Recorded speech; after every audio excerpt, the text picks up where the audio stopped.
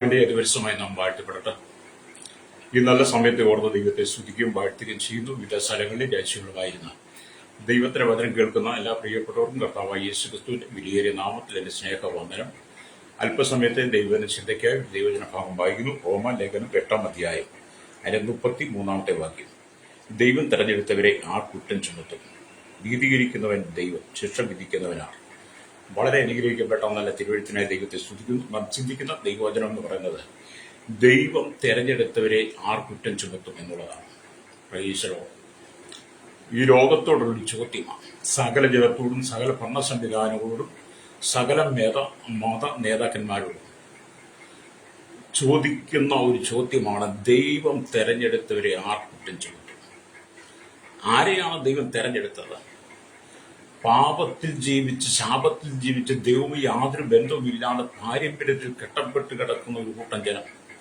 അവർ കർത്താവായ യേശുക്രിസ്തുവിൽ വിശ്വസിച്ച് അവർ പാപത്തെ ഏറ്റുപറഞ്ഞ് നിത്യജീവൻ പ്രാപിച്ച് പാപത്തിന് ശുദ്ധീകരണം വരുത്തി യേശുവിനെ രക്ഷകനും പിതാവുമായി സ്വീകരിച്ച് ദൈവമക്കളായി മാറി എന്ന് പറഞ്ഞാൽ വേർപെട്ട കൂട്ടം. അവരാണ് ദൈവം തെരഞ്ഞെടുത്തത്. അവരെ കുറ്റം ചുമത്തുവാൻ ഈ ലോകത്തിൽ ഒരു ശക്തിയും കഴിയുകയില്ല എന്നുള്ളതാണ് ഈ വാക്യത്തിനകത്ത് നമുക്ക് വായിക്ക് മനസ്സിലാക്കാൻ കഴിയുന്നത്. എന്നുകൊണ്ട് ദൈവം ഒരു മനുഷ്യനെ തെരഞ്ഞെടുത്തുവെങ്കിൽ അവനെ ദൈവം വിശുദ്ധീകരിച്ച് നീതിമാനാക്കുകയാണ്. Praise the Lord. സാധാരണ തെരഞ്ഞെടുപ്പല്ല ഇത് നടക്കുന്നത്, ദൈവത്തിന്റെ തെരഞ്ഞെടുപ്പാണ്. ദൈവം ഒരാളെ തിരഞ്ഞെടുക്കുമ്പോൾ അവൻ പാപിയാണോ വിശുദ്ധനാണോ, അവന്റെ ജീവിത സാഹചര്യ പശ്ചാത്തലങ്ങളെല്ലാം ദൈവത്തിനറിയാം. അവന്റെ ജീവിതത്തിലുള്ള എല്ലാ പാപത്തിന്റെ കറകളെയും ദൈവം നീക്കി തന്റെ രക്തത്താൽ ശുദ്ധീകരിച്ച് അവനെ നീതിമാനാക്കി എടുക്കുകയാണ്. അതുകൊണ്ടാണ് റോമാലേഖനം 5-ാം വാക്യമൊക്കെ വായിക്കുന്നത്, വിശ്വാസത്താൽ നീതീകരിക്കപ്പെട്ടിട്ട് നമുക്ക് ദൈവത്തോട് സമാധാനമുണ്ടെന്ന്. അപ്പം ദൈവസന്നിധിക്ക് വരുന്ന എല്ലാവരും യേശു നീതീകരിക്കും. നീതീകരണത്തിലൂടെ വിശുദ്ധീകരണത്തിലൂടെ പുതിയതായിട്ട് രൂപാന്തരപ്പെടുത്തുകയാണ്. ഹല്ലേലൂയ. ഇവിടെ ദൈവത്തിന്റെ വചനം പറയുന്നത് സ്തോത്രം, ഹല്ലേലൂയ, രക്തത്താൽ കഴുകി നമ്മെ പരിശുദ്ധമാക്കി വിടും. അവന്റെ രക്തം കൊണ്ട് നമ്മളെ കഴുകും. യേശുവിന്റെ രക്തം സകല പാപവും പോക്കി നമ്മെ ശുദ്ധീകരിക്കുന്നതാണ് തിരുവെഴുത്ത് നമ്മൾ വായിക്കുന്നത്. ഹല്ലേലൂയ. യേശുവിന്റെ രക്തത്താലാണ് നമുക്ക് ശുദ്ധീകരണം നടക്കുന്നത്. സ്തോത്രം. കൂടാതെ ദൈവിക സത്യങ്ങളെയും ദൈവിക രഹസ്യങ്ങളെയും അവൻ പഠിപ്പിക്കും. ശുദ്ധീകരിക്കപ്പെടുന്ന ദൈവമക്കളെ ദൈവികമായ സത്യങ്ങൾ ദൈവികമായ രഹസ്യങ്ങളെല്ലാം ദൈവം അവർക്ക് പഠിപ്പിച്ചു കൊടുക്കും. അവനെ ഒരു ഉത്തമനാക്കിയെടുക്കും. ഹല്ലേലൂയ. സ്തോത്രം. ശ്രേഷ്ഠനാക്കിയെടുക്കും. അപ്പം ദൈവത്തിന്റെ മഹിമയുടെ ശുശ്രൂഷകളെ ദൈവം അവന്റെ കയ്യിൽ കൊടുക്കും. ഹല്ലേലൂയ. സ്തോത്രം. ആരും അവനെ യാതൊരു വിധത്തിലും കുറ്റം ചുമത്തുന്നതിന് അവൻ ഒരിക്കലും അനുവദിക്കുകയുമില്ല. Praise the Lord. ഹല്ലേലൂയ. ദൈവം ഏതെല്ലാം നിലയിലാണ് ദൈവം നമ്മെ തിരഞ്ഞെടുക്കുന്നത്? ഒന്നുകൂടി ഞാൻ പറയും, ദൈവം നമ്മെ വിശുദ്ധീകരിച്ച് നീതിമാനാക്കുന്നു. 2, രക്തത്താൽ കഴുകി പരിശുദ്ധമാക്കുന്നു. 3, ദൈവിക സത്യങ്ങളെ വെളിപ്പെടുത്തുന്നു. 4, ദൈവിക രഹസ്യങ്ങളെ പഠിപ്പിച്ചു തരുന്നു. 5, നമ്മളെ ഉത്തമനാക്കുന്നു. 6, അവന്റെ മഹിമയുടെ ശുശ്രൂഷകൾക്ക് നമ്മെ ഒരുക്കിയെടുക്കുന്നു. ഹല്ലേലൂയ. അതുകൊണ്ട് ആരും നമ്മളെ കുറ്റം ചുമത്തുവാൻ കഴിയില്ല. കാരണം ഇത് മാനുഷികമായ ചിന്തയിലും മാനുഷികമായ പഠിപ്പിക്കലുകളോ അല്ല, പിന്നെയോ കർത്താവായ യേശുക്രിസ്തുവിലൂടെ നാം പഠിച്ചെടുക്കുന്നതാണ്. ദൈവമാണ് ഒരു ഭക്തനെ ദൈവവചനത്തിന്റെ ആഴമേറിയ സത്യങ്ങളും മർമ്മങ്ങളും എല്ലാം പഠിപ്പിച്ചു കൊടുക്കുന്ന ഗുരു എന്ന് പറയുന്നത്. അത് ഈ ഭൂമിയിൽ നമ്മൾ ആയിരിക്കുമ്പോൾ ദൈവം നമുക്കിന് പരിശുദ്ധാത്മാവിനെ തന്നിരിക്കുന്നു. പരിശുദ്ധാത്മാവെന്ന കാര്യസ്ഥം വന്ന് പാപത്തെക്കുറിച്ചും നീതിയെക്കുറിച്ചും ന്യായവിധിയെക്കുറിച്ചും ബോധം വരുത്തി തരുമെന്ന് നമ്മൾ യോഹന്നാന്റെ സുവിശേഷത്തിൽ വായിക്കുന്നു. അത് പരിശുദ്ധാത്മാവ് നല്ലൊരു അധ്യാപകനായി കർത്താവ് യേശുക്രിസ്തു നമുക്ക് നല്ലൊരു ഗുരുവായി നമ്മോട് കൂടിയിരിക്കുന്നുണ്ട്. നാം തിരുവചന സത്യങ്ങളെ മറകൂടാതെ മറ്റുള്ളവർ വിളിച്ചു പറയാം, രക്തം ചെയ്യും. നമ്മളെ കുറ്റം വിധിക്കുവാൻ ആർക്കും കഴിയില്ല എന്ന കർത്താവ്. അതുകൊണ്ടാണ് ദൈവത്തിന്റെ വചനം വായിക്കും കാണുന്നുണ്ട്. സംഖ്യാപുസ്തകത്തിലേക്ക് വരുമ്പോൾ, അല്ലെങ്കിൽ സംഖ്യാപുസ്തകം 23-ാം അധ്യായം 21-ാം വാക്യത്തിലേക്ക് വരുമ്പോൾ ഇങ്ങനെ രേഖപ്പെടുത്തി വെച്ചിരിക്കുന്നു. ഹല്ലേലൂയ. അവിടെ ഇങ്ങനെയാണ് രേഖപ്പെടുത്തി, യാക്കോബിൽ തിന്മ കാണുവാനില്ല, ഇസ്രായേലിൽ കഷ്ടത ദർശിപ്പാനുമില്ല. അവന്റെ ദൈവമായ യഹോവ അവരോട് കൂടെ ഇരിക്കുന്ന രാജകോലാഹലവരുടെ മധ്യയുള്ളത്. അപ്പൊ യാക്കോബിൽ തിന്മ കാണാനില്ല, അല്ലേ? ഇസ്രായേലിൽ കഷ്ടതയുമില്ല. ദൈവമക്കളുടെ ജീവിതത്തിലുണ്ടായിരുന്ന തിന്മകളെ മുഴുവൻ, പാപത്തിന്റെ കറകളെ മുഴുവൻ കർത്താവായി യേശുക്രിസ്തുവിനെ രക്ഷിതാവായി സ്വീകരിച്ച സമയം തൊട്ട് അത് അവരിൽ നിന്ന് നീങ്ങിപ്പോകുന്നു. അതുകൊണ്ട് ആ കൊരിന്ത്യലേഖനം വായിക്കും, ഒരുത്തൻ ക്രിസ്തുവിലായാലും പുതിയ സൃഷ്ടിയാകുന്നു, പഴയത് കഴിഞ്ഞുപോയി യഥാത് പുതിയതായി തീർന്നിരിക്കുന്നു. അവൻ ദൈവനെ ഒരു പുതിയ മനുഷ്യനാക്കി എടുക്കുക. മുമ്പ് അവന്റെ അവസ്ഥ എന്ന് പറയുന്നത് വളരെ പരിതാപകരമായിരുന്നു. സമൂഹത്തിനും നാടിനും വീടിനും ദൈവത്തിന് പോലും അമലരിയ വെറുക്കപ്പെട്ട ആർക്കും വേണ്ടാത്തവനായി കൊള്ളരുതാത്തപ്പെട്ടവനായി നിരാശയുടെ നടുവിൽ ജീവിച്ച തകർന്ന അനുഭവത്തിലായിരുന്ന ഓരോരുത്തരെയുമാണ് ദൈവം തെരഞ്ഞെടുക്കുന്നത്. അല്ലേ? അപ്പം ദൈവം ഈ ഭൂമിയിലേക്ക് വന്നത് പാപികളെ രക്ഷിക്കാനാണ്. പാപികളും ദോഷികളുമായി ദൈവവുമായി യാതൊരു ബന്ധമില്ല. ആദാമ്യ പാപത്തിൽ നശിച്ചു കിടക്കുന്ന, ശാപത്തിൽ വീണ് കിടക്കുന്ന ജനത്തെ വീണ്ടെടുക്കാനായിട്ടാണ് യേശു സ്വർഗമഹിമകളെ വെടിഞ്ഞ് ഈ ഭൂമിയിലേക്ക് വന്നത്. എന്നെ കേൾക്കുന്ന പരിശോധാവി, ദൈവം നിന്നെ തെരഞ്ഞെടുത്തത് മുഖാന്തരം, നിന്റെ മേൽ പകർന്നിരിക്കുന്ന അഭിഷേകം മുഖാന്തരം, നിനക്ക് തന്ന വെളിപ്പാടുകളും ശുശ്രൂഷകളും, നിനക്ക് തന്ന ദർശനങ്ങൾ മുഖാന്തരം പലരും നിന്നെ ചോദ്യം ചെയ്തേക്കാം, പലരും നിനക്കെതിരെ വീരവാദം പറഞ്ഞേക്കാം, പലരും നിന്നെ അപമാനിച്ചേക്കാം, പലരും നിന്നെ ചോദ്യം ചെയ്തേക്കാം. അവിടെയൊന്നും നീ തകർന്നു പോകണ്ട. നിന്നെ തെരഞ്ഞെടുത്തത് ദൈവമാണ്. ഹല്ലേലൂയ. വിശ്വാസത്തിന്റെ പേരിൽ നീ ഏത് കഷ്ടം സഹിക്കേണ്ടി വന്നാലും അവിടെ സ്തോത്രം പറഞ്ഞ് ദൈവത്തെ മഹത്വപ്പെടുത്തണം. ഹല്ലേലൂയ.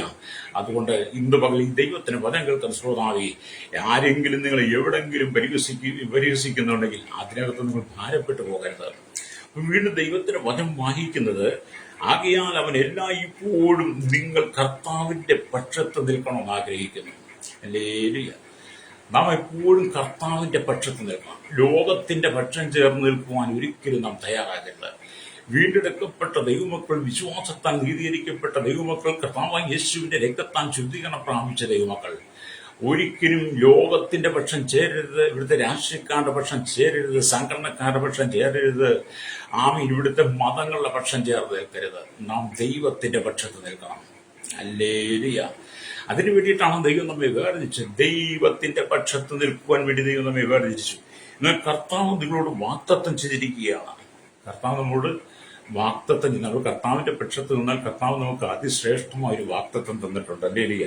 എന്താണ് അതിശ്രേഷ്ഠമായ വാഗ്ദത്തം എന്നൊക്കെ പറയുന്നത്? യെശയ്യാ പ്രവാചകന്റെ പുസ്തകം 54 അധ്യായത്തിലേക്ക് വരുമ്പോൾ അവിടെ ഇങ്ങനെ എഴുതി വെച്ചിരിക്കുന്നു, 54:17. ഹല്ലേലൂയ. സ്തോത്രം. നിനക്ക് വിരോധമായി ഉണ്ടാക്കുന്ന യാതൊരായുധവും ഫലിക്കയില്ല. ഹല്ലേലൂയ. ന്യായവിസ്താരത്താൽ നിനക്ക് വിരോധമായി എഴുന്നേൽക്കുന്ന എല്ലാ നാവിനെയും നീ കുറ്റം വിധിക്കും. യഹോവയുടെ ദാസന്മാരുടെ അവകാശവും എന്റെ പക്കൽ നിന്നുള്ള അവരുടെ നീതിയും ഇത് തന്നെ ആകുന്നു എന്ന് യഹോവയുടെ അരുളപ്പാട്. അതേ സ്നേഹിത, നമുക്ക് വിരോധമായി ശത്രു ഒരുപാട് തന്ത്രങ്ങൾ വരാം. പിശാച് അവൻ അടങ്ങിയിരിക്കത്തില്ല. ദൈവമക്കളെ, വിശുദ്ധന്മാരെ ഏതെങ്കിലും പാപത്തിലേക്ക് വലിച്ചഴിച്ചു കൊണ്ടുപോയി ദൈവത്തിന് അകറ്റിക്കളയാൻ വേണ്ടിയിട്ട് അവൻ തന്ത്രങ്ങൾ വിനയും. കൂടാതെ ശത്രുത്വം ഉണ്ടാക്കി തരും. കുടുംബത്തിനകത്ത്, സമൂഹത്തിൽ, ഭാര്യ ഭർത്തൃ ബന്ധത്തിൽ, അപ്പനും അമ്മയും ഉള്ള മക്കളുമായുള്ള ബന്ധത്തിൽ, അമ്മായിമ്മയും മരുമോളുമായി, സഭയ്ക്കകത്ത്, ഇടയന്മാർ തമ്മിൽ, ശുശ്രൂഷയ്ക്ക് അകത്ത്, അല്ലെങ്കിൽ ദൈവമക്കൾ തമ്മിൽ എല്ലായിടത്തും കലഹം ഉണ്ടാകും. ഹല്ലേലൂയ. അവിടെ നമ്മൾ എന്ത് ചെയ്യണം? ദൈവപക്ഷത്ത് നിൽക്കണം. ശത്രു തരുന്ന പ്രലോഭനങ്ങളെ തിരിച്ചറിഞ്ഞ് നമ്മുടെ വാക്കുകൾ കൊണ്ട് ആരും ദ്രോഹിക്കരുത്. അതുകൊണ്ട് അധികം നിനക്ക് വിരോധമായി ഉണ്ടാക്കുന്ന യാതൊരു ആയുധം ഫലിക്കുകയില്ല. ഹല്ലേലൂയ. അപ്പം വിശ്വാസ ജീവിതം എന്നൊക്കെ പറയുന്നത് കഷ്ടതയുടെ നടുവിലൂടെ കടന്നുപോയാണ് അങ്ങ് നിത്യതയിൽ എത്തുക എന്ന് പറയുന്നത്. ചിലരൊക്കെ പറയുന്നത് വിശ്വാസ ജീവിതം ആനന്ദത്താൽ അടിച്ചു പൊളിച്ച് സന്തോഷത്തോടെ ലോകജാതികൾ നടന്ന നിത്യതയിലെത്തുന്നു. അങ്ങനെ ചെല്ലാൻ പറ്റത്തില്ല കേട്ടോ. ഹല്ലേലൂയ. വിശുദ്ധ ജീവിതം എന്നൊക്കെ പറയുന്നതിന് വില കൊടുക്കണം. ഹല്ലേലൂയ. അതുകൊണ്ടാണ് പൗലോസ് അപ്പോസ്തലൻ നമ്മോട് പറഞ്ഞത്, സഹോദരന്മാരെ, ഞാൻ ദൈവത്തിന്റെ മനസ്സിനെ ഓർപ്പിച്ച് നിങ്ങളെ പ്രബോധിപ്പിക്കുന്നത്, ഹല്ലേലൂയ, നിങ്ങളുടെ ശരീരങ്ങളെ ജീവനും വിശുദ്ധിയും ദൈവത്തിന് പ്രസാദമുള്ള യാഗമായി സമർപ്പിക്കണമെന്ന്. ഹല്ലേലൂയ. റോമലേഖനം 12:1 നമ്മളത് എന്ത് ചെയ്യണം? നമ്മുടെ ശരീരങ്ങളെ ജീവനും വിശുദ്ധിയും ദൈവത്തിന് പ്രസാദമുള്ള യാഗമായി സമർപ്പിക്കണം. ഹല്ലേലൂയ. അടുത്ത സെന്റൻസ് പൗലോസ് പറയുന്നത്, ഈ ലോകത്തിന് അനുരൂപരായി തീരരുത്. ഈ ലോകത്തെ കണ്ട് പഠിക്കരുത്, ഈ ലോകത്തോട് ചേർന്ന് നിൽക്കരുത്, ലോകത്തിന്റെ ഭക്ഷണം ചേരരുത്, ലോകക്കാർ പറയുന്നത് കേൾക്കാൻ നിൽക്കരുത്, അവരുടെ വാക്കുകൾക്ക് നീ മറുപടി പറയരുത്, അവരുടെ വാക്കുകൾ കേട്ടതിനകത്ത് അഭിപ്രായം പറയാൻ പോകരുത്. ഹല്ലേലൂയ. അതുകൊണ്ട് ഈ ലോകത്തോട് അനുരൂപരായി തീരാതെ നന്മയും പ്രസാദവും പൂർണ്ണതയുമുള്ള, ഹല്ലേലൂയ, അപ്പൊ നന്മയും പ്രസാദവും പൂർണ്ണതയുമുള്ള സ്തോത്രം തിരഞ്ഞെടുക്കണം. അല്ലേരിയ. ഈ ലോകത്തിൽ അനുഗ്രഹത്തിന് അന്വേഷണം പൂർണ്ണതയുള്ള ദൈവഹിതം അല്ലേരിയ. അപ്പൊ നമ്മൾ ദൈവഹിതം തെരഞ്ഞെടുത്ത് ഇന്നതെന്ന് തിരിച്ചറിഞ്ഞ് മനസ്സ് ഒതുക്കി രൂപാന്തരപ്പെടണം. അല്ലേലുയ്യ. പാപം നമ്മുടെ മുമ്പിൽ വന്ന് കിടക്കുമ്പോൾ, പാപ ജീവിതം മുമ്പിലേക്ക് കടന്നു വരുമ്പോൾ, പാപത്തല്ലമേ നശിപ്പിക്കാൻ പിശാച് പ്രലോഭനം തരുമ്പോൾ, അതിന്റെ നടുവിൽ നമ്മൾ വിശ്വാസത്തിന്റെ കണ്ണുകളാൽ കർത്താവിന്റെ പക്ഷത്തേക്ക് നോക്കി നിൽക്കണം. അല്ലേലിയ. അല്ലെങ്കിൽ നമ്മൾ തകർന്നു പോകാൻ സാധ്യതയുണ്ട്. അല്ലേലിയ. ഇവിടെ ദൈവത്തിന്റെ വചനമൊക്കെ വായിക്കുന്നത് നിനക്ക് വിരോധമായി ഉണ്ടാക്കുന്ന യാതൊരു ആയുധവും ഭരിക്കുകയില്ല. ഒരു വിശ്വാസിയെ, ഒരു ദൈവ ശുശ്രൂഷകനെയോ മറ്റൊരാൾ കുറ്റം ചുമത്തിയിട്ട് ഒരാൾക്കും രക്ഷപ്പെട്ടു പോകാൻ സാധിക്കുകയില്ല. അല്ലെ? കർത്താവിന്റെ വചനത്തിന് വേണ്ടി വേർതിരിക്കപ്പെട്ട ദൈവനാമത്തിന് വിളിച്ചു വേർതിരിക്കപ്പെട്ട ദൈവമകളെ കുറ്റം ചുമത്തിയും പരിഹസിക്കപ്പെട്ടു അപമാനിച്ചവരെ ഉപദ്രവിച്ചും ഒക്കെ അല്പകാലം മുന്നോട്ട് പോയാലും എന്നെ കേൾക്കുന്ന സ്നേഹിത, അതിൽ നിന്ന് എനിക്ക് രക്ഷപ്പെടാൻ സാധ്യമല്ല. ദൈവം നിന്നെ ന്യായം വിധിക്കും. ഹല്ലേലൂയ. ദൈവം നിന്നെ ന്യായം വിധിക്കുന്ന ദിവസമുണ്ട്. ഹല്ലേലൂയ. അപ്പൊ ചിലപ്പോൾ രക്ഷപ്പെട്ടു പോയി എന്ന് നമുക്ക് തോന്നിയേക്കാം. ചിലക്ക് വന്നാൽ ആവശ്യമില്ലാത്ത അസഭ്യ വാക്കുകളൊക്കെ പറഞ്ഞ് തന്നെ രക്ഷപ്പെട്ടു പോയി എന്നൊക്കെ ചിന്തിച്ചേക്കാം. ഹല്ലേലൂയ. ഞങ്ങളൊക്കെ ഇങ്ങനെ ദേശത്തൊക്കെ ശുശ്രൂഷിക്കുമ്പോൾ ഒരുപാട് അപവാദങ്ങളും ഒരുപാട് നിന്ദകളും പരിഹാസവും ചോദ്യചിഹ്നങ്ങളൊക്കെ വന്നിട്ട് നമ്മളിങ്ങനെ മൗനമായിട്ടിരിക്കുമ്പോൾ അവർ പറയും, അവർ പേടിച്ചിരിക്കുക, അവർക്ക് മറുപടി പറയാനല്ലോ ഭയപ്പെട്ടു പോകും. ഞങ്ങൾ ഭയപ്പെട്ടിട്ടല്ല ശ്രോതാവേ, ഞങ്ങൾ ഭയപ്പെട്ടിട്ടോ നിങ്ങളെ ഭയപ്പെടുന്ന കാര്യമില്ല. നിങ്ങളെ പേടിച്ചിട്ടല്ല ഞങ്ങൾ മൗനമായിരിക്കുന്നത്. ഞങ്ങൾ കർത്താവായ യേശു ക്രിസ്തുവിൽ വീണ്ടെടുക്കപ്പെട്ടവരായതുകൊണ്ട് നിങ്ങളുടെ വാക്കുകൾ, നിങ്ങൾ തരം താഴ്ന്ന വാക്കുകൾക്ക് മറുപടി പറയുവാൻ ഞങ്ങൾക്ക് കഴിയാത്തത് കൊണ്ടാണ്. ശരിയ. കാരണം നിങ്ങൾ പറയുന്ന വാക്കുകൾ വെറും തരം താഴ്ന്ന അസഭ്യമായ വാക്കുകളായിരിക്കും. അതിന് മറുപടി പറയാൻ പരിശുദ്ധന്മാർ അനുവദിക്കുന്നില്ല. അതുകൊണ്ടാണ് ഞങ്ങൾ മൗനമായിരിക്കുന്നത്. അത് കാണുമ്പോൾ നിങ്ങൾ അട്ടഹസിക്കും, ഞങ്ങൾ രക്ഷപ്പെട്ടു. ഇല്ല, നീ രക്ഷപ്പെട്ടില്ല. ദൈവത്തിന്റെ ദാസിദാസന്മാർക്കെതിരെ വിരച്ചുകൊണ്ടിട്ടുണ്ടെങ്കിൽ, ദൈവത്തിന്റെ ദാസിദാസന്മാർക്കെതിരെ നീ എഴുന്നേറ്റിട്ടുണ്ടെങ്കിൽ നിന്നെ ദൈവം അമരരെ പിടിക്കുക തന്നെ ചെയ്യും. അവിടെ എന്നെ കേൾക്കുന്ന മാതാപിതാവേ, ജീവിതത്തിൽ ഏതെങ്കിലും സഹകരിച്ചാൽ നീ ഒറ്റപ്പെട്ടു പോയി സങ്കടപ്പെട്ടു എന്ന് തോന്നുന്നുണ്ടെങ്കിൽ അവിടെ നീ നിരാശപ്പെട്ടു പോകണ്ട. ദൈവം നിനക്ക് അനുകൂലമാണ്. ഹല്ലേലൂയ. ദൈവം നിന്നോട് കൂടെയുണ്ട്. നിന്റെ ഏത് സാഹചര്യത്തിലും നിന്നെ കൈപിടിച്ചുയർത്തുവാൻ യേശു ശക്തനാണ്, വിശ്വസ്തനാണ്. ഹല്ലേലൂയ.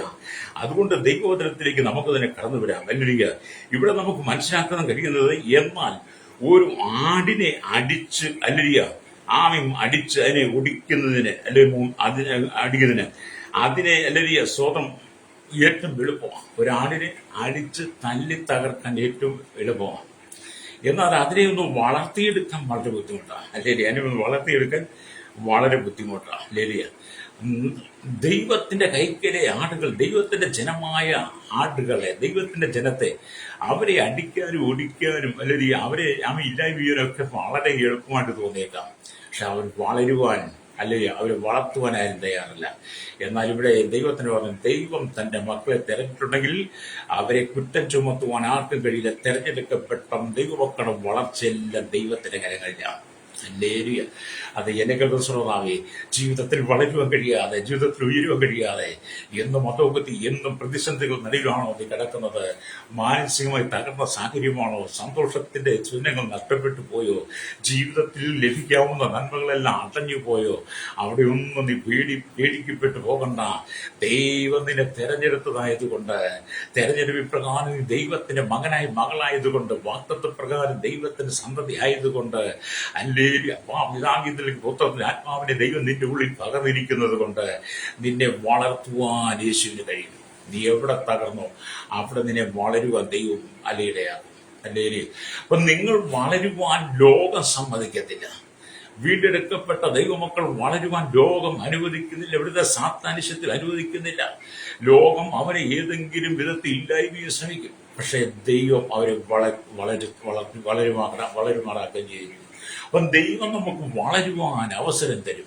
ആമീൻ. അങ്ങനെ വളരുവാൻ അവസരം തരുന്ന സമയങ്ങളിൽ നാം അത് രുചിച്ചറിഞ്ഞ് തിരിച്ചറിഞ്ഞ് ദൈവവചനത്തെ ശ്രേഷ്ഠമായ നമ്മുടെ ജീവിതത്തിലേക്ക് സ്ഥാപിച്ചുകൊണ്ട് ദൈവപക്ഷത്ത് നിൽക്കണം. ഹല്ലേലൂയ.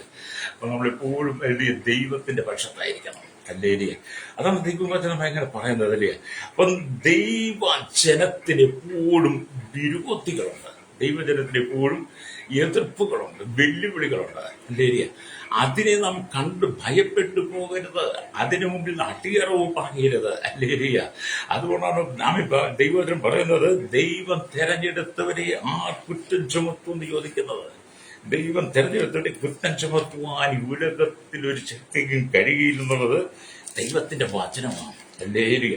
എന്നെ കേൾക്കുന്ന പ്രിയ സ്നേഹിത, കർത്താവിൽ ആനന്ദിക്കണം, കർത്താവിൽ സന്തോഷിക്കണം. ഹല്ലേലൂയ. അപ്പം ദൈവവചനം പറയുന്നത്, ഹല്ലേലൂയ, നാം ദൈവത്തിന്റെ മക്കളാകുന്നതിന് വേണ്ടി യേശു എത്രമാത്രം കഷ്ടം സഹിച്ചു. ഹല്ലേലൂയ.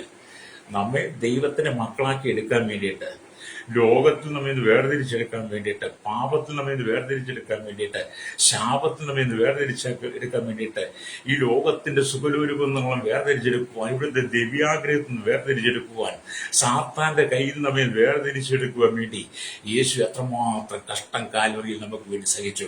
അവന്റെ തലയിൽ കിരീടം ചൂടി. ഹല്ലേലൂയ. അവന്റെ രണ്ട് കൈകളിലും കാലുകളിലും ആമെ കാര്യരൂപാണി അടിച്ചിറക്കി. ഹല്ലേലൂയ. ആമെ സ്തോത്രം. ഹല്ലേലൂയ. അവന്റെ ശരീരം മുഴുവൻ പോലെ കീറി. ഹല്ലേലൂയ. വാലുവീറെ കുരിശവൻ ചുമക്കേണ്ടി വന്നു. ഹല്ലേലൂയ. ആമീൻ. പറയാളുകളാൽ വളരെ ഉപദ്രവിക്കപ്പെട്ട് കണ്ടാൽ ആളല്ല എന്ന് തോന്നുമാർ വിരൂപമായി ആമീൻ ക്രൂശിൽ നമുക്ക് വേണ്ടി തൂങ്ങപ്പെട്ട കർത്താവ് അനുഭവിച്ച കഷ്ടം ഓർക്കണം. ഹല്ലേലൂയ. നമ്മെ വീണ്ടെടുത്ത് മക്കളാക്കാൻ വേണ്ടിയിട്ട് അവൻ തന്ന വില എന്താണെന്ന്. അത് യേശു നമുക്ക് വേണ്ടി തന്ന വില നാം മനസ്സിലാക്കി കഴിഞ്ഞാൽ നാം ദൈവത്തോട് ചേർന്നിരിക്കും. ഹല്ലേലൂയ. അത് നിങ്ങളെ കാൽവരിയിലേക്ക് നോക്കണം. ആമീൻ. കാൽവരിയിലേക്ക് നോക്കുമെന്ന് കാണാൻ കഴിയും. മാനവകുലത്തിന്റെ പാപത്തിന് വേണ്ടി സ്വർഗമഹിമകളെ വെടിഞ്ഞി താണ ഭൂമിയിലേക്ക് വന്നവൻ യേശു നമുക്ക് വേണ്ടി സഹിക്കുന്ന കഷ്ടപ്പാടുകൾ കാണാൻ കഴിയും. അത് നമ്മൾ യേശുവിന്റെ ക്രൂശീകരണം അടങ്ങുന്ന ദൈവത്തിന്റെ ഭാഗമൊക്കെ നമ്മൾ വായിക്കാം. അല്ലെങ്കിൽ മത്തായി 26-27 ഒന്ന് വായിക്കുക. അല്ലെങ്കിൽ നമുക്ക് യേശുവിന്റെ ക്രൂശീകരണത്തിൽ അതിന്റെ സുവിശേഷങ്ങളിലൊക്കെ പറഞ്ഞിരിക്കുന്നത് യേശുവിന്റെ ക്രൂശീകരണത്തെ കുറിച്ചൊന്ന് വായിച്ച് ധ്യാനിക്കണം.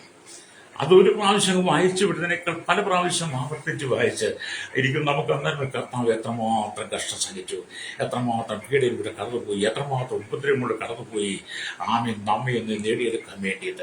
അല്ലേല് എന്ന് പറഞ്ഞാൽ പാപത്തിൽ അടിമയായിരുന്ന ഞാനും നിങ്ങളും, പാപസ്വഭാവത്തിൽ അടിമയായിരുന്ന ഞാനും നിങ്ങളും ഈ ലോകത്തിന്റെ വെറുക്കൂത്തുകളിൽ, മദ്യപാനങ്ങളിൽ, ശയനമോഹങ്ങളിൽ, ഈ ലോകത്തിന്റെ ദിവ്യാഗ്രഹത്തിൽ, ലോകത്തിന്റെ വെറുക്കൂത്തുകൾക്കകത്ത് വീണുപോയിരുന്ന എനിക്കും നിങ്ങൾക്കും കരകയറുവാൻ കഴിയാതെ വന്നപ്പോൾ ഹല്ലേലൂയ ആമീൻ പിതാവ് തന്റെ പുത്രനായിരിക്കുന്ന യേശുവിനെ ഭൂമിയിലേക്ക് അയച്ചത്.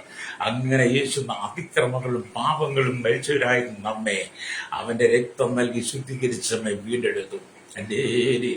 അപ്പൊ യേശു നമ്മളെ വീണ്ടെടുത്തവന്റെ രക്തത്താലാ. ഹല്ലേലൂയ. ആ ക്രൂശിലെ മരണത്താലാ. ആ ക്രൂശിൽ നമുക്ക് വേണ്ടി ആ കഷ്ടത അനുഭവിക്കുന്ന യേശുവിനെ നമ്മുടെ ഹൃദയത്തിൽ എപ്പോഴും അവൻ ഇടം കൊടുക്കണം. എപ്പോഴും ഹൃദയത്തിൽ ധ്യാനിക്കണം. അല്ലേ? അപ്പൊ യേശു ഇല്ലാത്ത ജീവിതം എന്നൊക്കെ പറഞ്ഞാലേ ഈ പൊട്ടക്കിണർ പോലെ. അല്ലേ? പൊട്ടക്കിണറിൽ എന്താ ഉള്ളത്? അവിടെ കല്ലും മുള്ളും ചപ്പും ചവറും ഇഴജാതികളും ഒക്കെ അടങ്ങിയിരിക്കുന്ന ദുർഗന്ധം വമിക്കുന്ന സ്ഥലമായി പൊട്ടക്കിണർ. പൊട്ടക്കിണർ കേൾക്കുമ്പോൾ തന്നെ അപകടമാണ്. എന്ന് പറഞ്ഞാൽ നമ്മുടെ കർത്താവ് യേശു ക്രിസ്തു നമ്മുടെ ഹൃദയത്തിൽ ഇല്ലെങ്കിൽ നമ്മുടെ ഹൃദയമൊക്കെ പൊട്ടക്കിണർ പോലെ എല്ലാ വള്ളിക്കെട്ടുകളും അതിനകത്തുണ്ടായിരിക്കും. അങ്ങനെ മനുഷ്യന്റെ ഹൃദയം ഒരു പൊട്ടക്കിണർ പോലെ എല്ലാ വള്ളിക്കെട്ടുകളും നിറഞ്ഞു നടക്കുന്നത് കൊണ്ടാണ് അവനെപ്പോഴും അശുദ്ധമായി ഇത് സംസാരിക്കുന്നത്. ഹല്ലേലൂയ. രക്തം ചെയ്യും. അതുകൊണ്ട് നമ്മുടെ ഹൃദയം എന്ത് ചെയ്യണം? നമ്മൾ കർത്താവിന് വേണ്ടി കൊടുക്കണം. അല്ലേ? കാൽവരിയിൽ നമുക്ക് വേണ്ടി പരമയാഗമായി മാറിയ, കാൽവരിയിൽ നമുക്ക് വേണ്ടി കരിയിലും പാണിയാൽ തറയപ്പെട്ട, കരിയിലും പാണിയാൽ നമുക്ക് വേണ്ടി ക്രൂശിതനായ, തലയിൽ മുൾക്കിരീടധാരിയായ യേശുവിനെ നമ്മുടെ ഹൃദയത്തിനകത്ത് ഇടം കൊടുക്കണം. ഹല്ലേലൂയ. കാരണം കർത്താവ് നമുക്ക് തന്ന തന്ന വീരം നമ്മൾ മനസ്സിലാക്കണം. അപ്പൊ എന്താ നമ്മൾ വായിച്ചത്? അവന്റെ സമയമുണ്ട് തന്റെ മുൾക്കിരീടം ചൂടി കൈകളിലും കാലുകളും ആണി അടയ്ക്കപ്പെട്ടു നിങ്ങളെ വീണ്ടെടുക്കുന്നതിന് വേണ്ടി തന്റെ ശരീരത്തിൽ ആമെ ചട്ടവാറിനാൽ അടിയേറ്റു. ഹല്ലേലൂയ. നമ്മളെ വീണ്ടെടുക്കാൻ വേണ്ടി യേശുവിന്റെ ശരീരത്തിൽ പടയാളുകൾ മാറി മാറി ചാട്ടവാർ കൊണ്ടടിച്ചു. ഹല്ലേലൂയ. അവൻ ശരീരം പോലെ കീറി, രക്തം ധാരധാരിയായി ഒഴുകി. ഹല്ലേലൂയ. എന്നിട്ടും യേശു യാതൊരു പരാതിയോ പരിവുമില്ലാതെ തന്റെ മുമ്പിൽ നിൽക്കുന്ന, തന്നെ നിന്ദിക്കുന്ന, തന്നെ അടിക്കുന്ന, തന്നെ ഉപദ്രവിക്കുന്ന, തന്നെ ക്രൂശിച്ച സകല ജനത്തെ നോക്കിയിട്ട് യേശു പറഞ്ഞു, പിതാവേ, ഇവർ ചെയ്യുന്നത് എന്തെന്നറിയാകിയാൽ ഇവരോട് ക്ഷമിക്കണമേ. അവർക്കൊരു പാപബോധം ദൈവം കൊടുക്കുന്നുണ്ട്, അല്ലേ? പക്ഷെ അവർ മാനസാന്തരം വിടുന്നില്ല. അതുകൊണ്ട് പുതിയ നിയമസഭയോട് ദൈവം പറയുകയാണ്, ദൈവം തെരഞ്ഞെടുത്തവരെ ആ കുറ്റം ചുമത്തും, അല്ലേ? അത് സ്വാഭാവിക. നിങ്ങൾ ദൈവത്താൽ തെരഞ്ഞെടുക്കപ്പെട്ടവനാണ്. നിന്റെ കുടുംബം ദൈവത്താൽ തെരഞ്ഞെടുക്കപ്പെട്ടവരാണ്. ദൈവത്താൽ തെരഞ്ഞെടുക്കപ്പെട്ട ദൈവമക്കളുടെ കുടുംബത്തിനകത്ത് എപ്പോഴും പാട്ടും സ്തുതിയും സ്തോത്രവും ആരാധനയും ഉണ്ടായിരിക്കും, അല്ലേ? അതുകൊണ്ടാണ് നമ്മൾ സംഖ്യാപുസ്തകം, അല്ലേ, 23-21 വായിക്കും. ലാസ്റ്റ് ഭാഗം കണ്ടത്, രാജാവ് ഉള്ളിടത്ത് രാജകോലാഹലമുണ്ടെന്ന്. അതെ, ദൈവമക്കൾ വീട്ടിനകത്ത് സ്തുതിയും സ്തോത്രം ആരാധനയും പാട്ടും ഒക്കെ നടക്കും. അത് കേൾക്കുമ്പോൾ ചിലർക്കൊക്കെ അങ്ങ് വല്ലാത്ത അനുഭവം, അല്ലേ? ചിലർക്കൊക്കെ വല്ലാത്ത അനുഭവം ഉണ്ടായാലും നമുക്ക് പേടിക്കാനൊന്നുമില്ല. കാരണം നമ്മെ വിളിച്ച ദൈവം വിശ്വസ്തനാണ്, അല്ലേ? നമ്മെ വിളിച്ച് വേലയ്ക്ക് വേണ്ടി ഇവിടെ ആക്കി വെച്ചിരിക്കുന്ന ദൈവം വിശ്വസ്തനാണ്. കഷ്ടതയൊക്കെ ഉണ്ടെങ്കിൽ, നിന്നയുണ്ടെങ്കിൽ, ഈ കുടുംബത്തിനകത്ത് ഭാര്യ ഭർത്താവ് മക്കൾ ഒന്നിച്ചിരുന്ന് ദൈവത്തെ പാടി സ്തുതിക്കുമ്പോൾ, അല്ലേ, ദൈവം മഹത്വം നമ്മുടെ കുടുംബത്തിലേക്ക് ഇറങ്ങി വരും. ചെക്കം ചെയ്യാം. ഇത് പകരം എന്നെ കേൾക്കുന്ന പ്രശ്നിക്കുന്ന കുടുംബത്തിൽ ദൈവ സാന്നിധ്യം ഇറങ്ങി വരട്ടെ, കുടുംബത്തിൽ ദൈവിക സന്തോഷം ഇറങ്ങി വരട്ടെ, ഹല്ലേലൂയ. ഞാൻ കഴിഞ്ഞ ദിവസം ഒരാളുമായിട്ട് സംസാരിച്ചു. ഒരു ചെറുപ്പക്കാരനാ, കണ്ടാലല്ല ഒരു സാധാരണ മനുഷ്യരെ പോലെയൊക്കെ ഇരിക്കും. അങ്ങനെ സംസാരിച്ചു എന്ന് പറഞ്ഞാൽ നല്ലൊരു ദൈവ പൈതലാണ്, നല്ലൊരു വിശുദ്ധന ഭക്തന, കുടുംബമായിട്ട് തന്നെ. അപ്പൊ ഞാൻ അദ്ദേഹത്തോട് സംസാരിച്ചു വന്നുകൂടി അദ്ദേഹം നന്നായിട്ട് ദൈവോദരം പറയുന്നുണ്ട്, നന്നായിട്ട് സംസാരിക്കുന്നുണ്ട്. അദ്ദേഹം ഞാനൊരു ഡോക്ടറാണ്, ഞാനൊരു പാസ്റ്റർ മോനാണെന്ന് പറഞ്ഞു, അല്ലേ? അത് എന്നെ കേൾക്കുന്ന പ്രിയ സ്നേഹിത, ദൈവം തെരഞ്ഞെടുത്ത അനവധി ദൈവമക്കൾ കർത്താവിന് വേണ്ടി വില കൊടുക്കുന്നവരാണ്, അല്ലേ? ദൈവം നിന്നെ തെരഞ്ഞെടുത്തിട്ടുണ്ടെങ്കിൽ കർത്താവ് നിനക്ക് വേണ്ടി വില തന്നതുപോലെ നീ കർത്താവിന് വേണ്ടി വില കൊടുക്കണം, അല്ലേ? കർത്താവ് കാലവരിയിൽ നമുക്ക് വേണ്ടി കഷ്ടം സഹിച്ചെങ്കിൽ ഈ ഭൂമിയിൽ നാം കഷ്ടം സഹിക്കുന്നത് കർത്താവിന് വേണ്ടിയിട്ടാണെന്ന് നാം തിരിച്ചറിയണം, അല്ലേ? അതിനുവേണ്ടി നമ്മുടെ കർത്താവിന്റെ മുമ്പിൽ നമ്മളെ പരിപൂർണമായി സമർപ്പിച്ചു കൊടുക്കണം, രക്തം ചെയ്യും. ഈ ലോകം നമുക്കൊരിക്കലും അനുകൂലമല്ല, ഈ ലോകം നമുക്ക് യോഗ്യമല്ല, അല്ലേ? ഈ ലോകം നമ്മെ എന്ത് ചെയ്യും? ആമെ തകർക്കുവാനുള്ള പദ്ധതികൾ ആവിഷ്കരിക്കും. നമ്മൾ കഴിഞ്ഞ ദിവസം കണ്ടില്ലേ, മധ്യപ്രദേശിലാണോ മഹാരാഷ്ട്രയാണോ, ആമെ ക്രൈസ്തവ സമൂഹത്തെ യാതൊരു ദയവില്ലാതെ പള്ളിയിലെ പുരോഹിതന്മാരെ വീഴ്ചമായി അടിക്കുന്ന കാഴ്ചകൾ കണ്ടില്ലേ, അല്ലേ? എന്ന് പറഞ്ഞാൽ അത്രമാത്രം ദൈവജനത്തിനെതിരെ ശത്രു എഴുന്നേറ്റിരിക്കുന്നു എന്നുള്ളതാണ്. ഇതൊക്കെ കണ്ടിട്ടും ദൈവജനം പതറിപ്പോകാൻ തന്നെ കാരണം എന്താ? അവയെ ദൈവം തെരഞ്ഞെടുത്തത് കൊണ്ടാണ്. ദൈവം തെരഞ്ഞെടുത്ത നിന്നെ കുറ്റം വിധിക്കുവാൻ ഇവിടുത്തെ ജാതീയ ശക്തികൾ എന്ത് ചെയ്തെടുക്കുമെന്ന്, ദൈവം തെരഞ്ഞെടുത്ത നിന്നെ കുറ്റം വിധിക്കുവാൻ ഇവിടുത്തെ മതങ്ങൾ എഴുതേക്കുമെന്ന്, ദൈവം തെരഞ്ഞെടുത്ത നിന്നെ കുറ്റം വിധിക്കുവാൻ ഇവിടുത്തെ രാഷ്ട്രീയക്കാർ എഴുതേക്കും, ദൈവം തെരഞ്ഞെടുത്ത നിന്നെ കുറ്റം വിധിക്കുവാൻ നിന്റെ കുടുംബത്തിലുള്ളവർ എഴുതേക്കും, അല്ലേ? അതിനകത്തൊന്നും നീ ഭയപ്പെട്ടു പോകണ്ട. നിന്നെ തൊടുവാൻ ദൈവം അനുവദിക്കുന്നില്ല. കർത്താവ് പറഞ്ഞത് നിന്നെ തൊടുന്ന എന്റെ കൺമണിയെ തൊടുന്ന പോലെ. സക്രിയ പുസ്തകത്തിൽ 2 വായിച്ചേക്കാണ്. നമ്മളെ കർത്താവിനെ തൊടുന്നവൻ നമ്മളെ തൊടുന്ന കർത്താവിന്റെ കണ്ണിന്റെ കൃഷ്ണനെ തൊടുന്ന പോലെ. അപ്പൊ നമ്മൾ വിശ്വാസത്തിൽ മുന്നേറണം, വിശ്വാസത്തിന് അടിപറി പോകരുത്. കർത്താവിന്റെ സമയം ഏറ്റവും അടുത്തിരിക്കുകയാണ്. കാഹളമൊരുക്കിയ സമയമായി, യേശു മധ്യാകാശത്തിൽ വരെ സമയമായി, തന്റെ വിശുദ്ധന്മാരെ ചേർക്കാനുള്ള സമയമായി.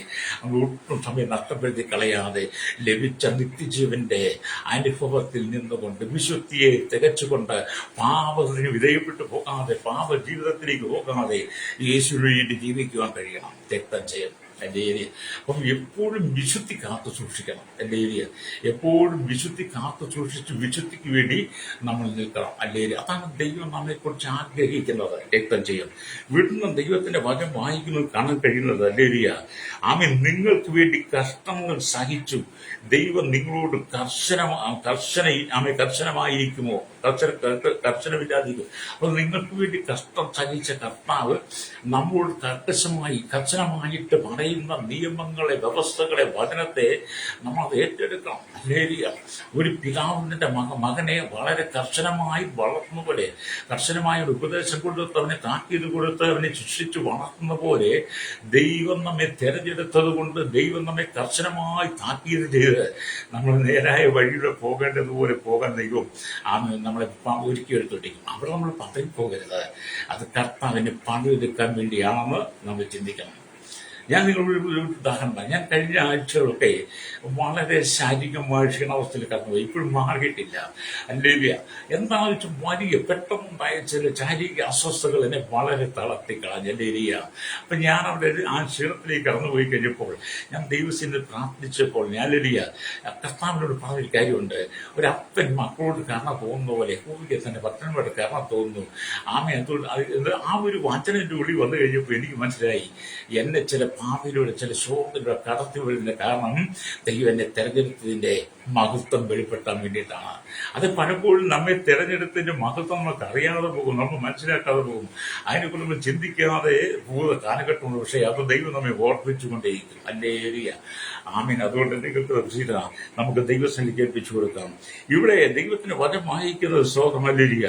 നിങ്ങളെ കണ്ടില്ല, നിങ്ങളെ കേട്ടില്ല, ഇന്ന് വരുമോ കർത്താവ്? കർത്താവ് ഒരിക്കലും നിങ്ങളെ കണ്ടില്ല, കേട്ടില്ല, അറിയില്ല എന്ന് പറയത്തില്ല. അല്ലേ അവൻ കണ്ടു, അവൻ കേട്ടു, അവനെ അറിഞ്ഞു.